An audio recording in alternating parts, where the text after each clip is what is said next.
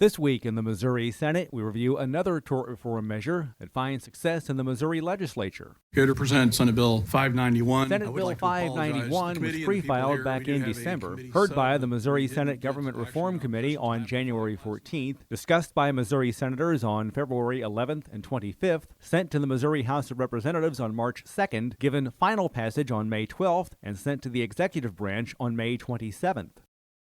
When sponsor, Senator Bill White of Joplin, first presented Senate Bill 591 to the Missouri Senate Government Reform Committee on January 14th, his measure largely related only to punitive damages.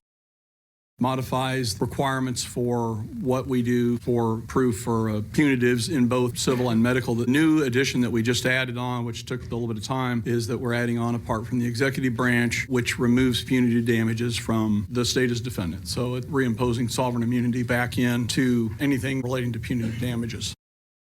The goal, he said, was to keep punitive damages in check.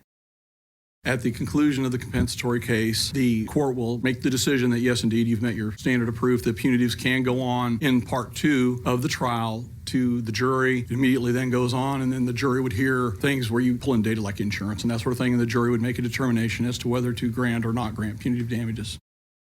Additionally, punitive damages in relation to medical malpractice and rules governing unlawful merchandising practices are now also a part of the proposal.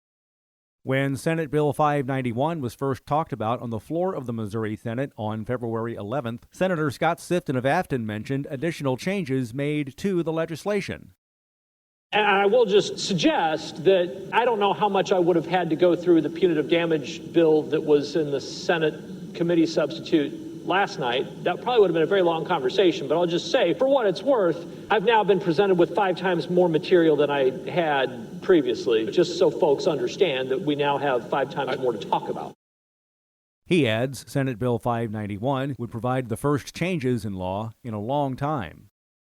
But you mentioned the punitive damages standard from a case in the 20s, and I think I know that you intend to refer to the 1920s as opposed to this decade, the 2020s. And in fact, one of the cases establishing that standard was from 1921, which is to say this standard has served our state for almost a century, Senator. Senate Bill 591 represents another in the long line of measures of changes to Missouri's tort reform laws.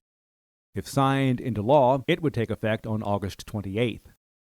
And remember, you can follow these and other issues facing the Missouri Senate, plus see a complete list of truly agreed to and finally passed legislation by visiting our website, senate.mo.gov. Reporting from the state capitol, I'm Dean Morgan.